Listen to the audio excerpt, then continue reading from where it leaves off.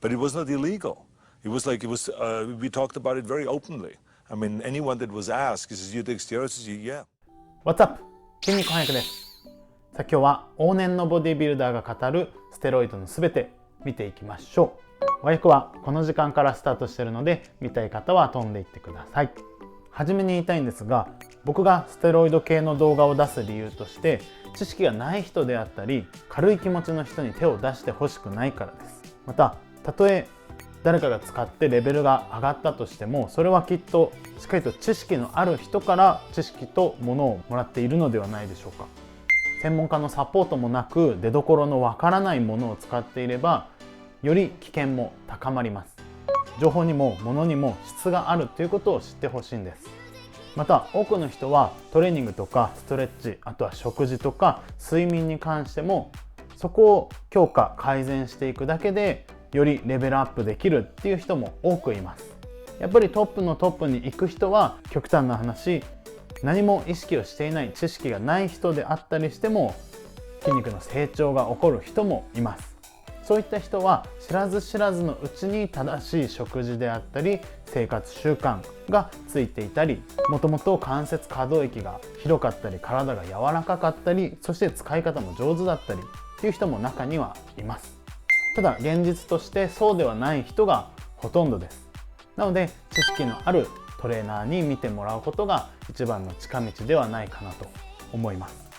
トレーニングももちろんそうなんですが、人に見えない部分ですね。トレーニング以外であればトレーニング前のストレッチ、食事、そういった面が筋肉の成長にはとても大事になってきます。今回の動画はですね、1970年代のインタビュー動画を和訳しています。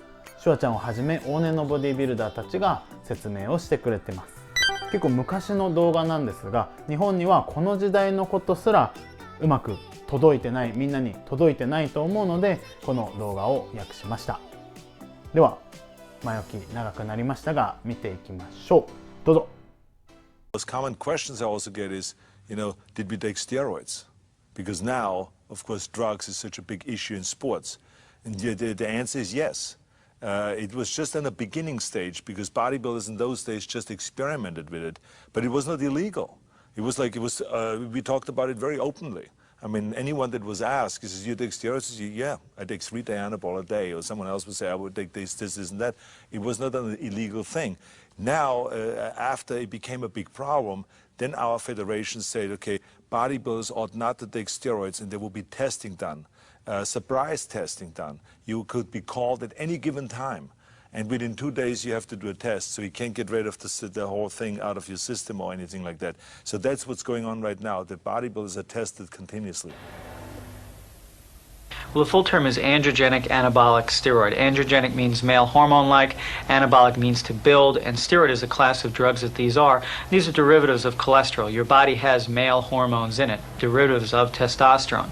And these drugs are manufactured synthetically, and we use them in medicine for people who have certain types of anemias or different types of diseases. The athletes, unfortunately, use these hormone drugs in order to enhance their growth of muscle, their ability to retain weight, nitrogen, and all these different elements that they retain. I have to be quite truthful with you. I only use anabolic. I'm not going to have to deny it because all the other Mr. Olympia contender, I feel that they are using it, and I only use it for the fact to reverse catabolic effect, I don't use steroids to be a monster because I don't think monsters win. There's no way of stopping anyone from doing any action that they wish to do. It's just like a diabetic who likes to sneak chocolate cake. They shouldn't eat the chocolate cake, but they're going to do it anyway, but you'll still take care of them to try and manage their diabetes. What I try and do is pick up the health problems in the athletes early enough before it becomes a fatal or a chronic serious injury. I'm in the gym, and I've been in the gym for 12 years, and I've seen young kids or people that don't even look like anything, they start taking steroids. And they're taking dosages that, a champion bodybuilder would never even take, and they still don't look like anything. So if you feel that steroids are going to make you a champion, they're not. It's sad to say that it's gotten out of proportion now. It was something before that it was almost like a clique that only bodybuilders knew about. And now everybody knows about steroids, and now steroids are becoming almost like cocaine. It's coming that bad. You see, the guys that make it to the Mr. Olympia are already genetic superior beings to begin with. That's why they've made it this far. The people who get hurt the worst are the young kids coming up who aren't so genetically superior, because they're going to take 5 times as much as these guys to try and get anywhere near where these guys are, and that's the patient population that would be most severely damaged overall. I said it before and I say it again. If you eliminate anabolic steroids from all the athlete at one time, the champion will remain the champion. You know, and I really think we better off without them, honestly. There's one athlete, Paul Jean Guillain, who is just in a recent pro contest, and he's in the top 10 or 15 in the world. And after a recent competition, he wanted to be tested. He came to me, I didn't go to him, and I tested him the next day, right after the competition, and he was negative. He also won the World Championships where he was tested. So there are these genetic freaks, so to speak, or these superior genetic specimens that will gradually come to surface. I put a bet that I take a drug test anytime. If I flunk it, I give anybody $10,000. I give them $100,000 if they want to. It's just I won't flunk the test because I never take drugs. People keep saying, well, you come off of it. I didn't come off no drug for the universe. I've never taken drugs. I compete at middleweight since 1980. I think the main thing about natural bodybuilding is you have to train all the time. You can't take 2 or 3 months off and then try to come back. You have to eat good all the time, and it's become like a self-discipline. You got to really want it.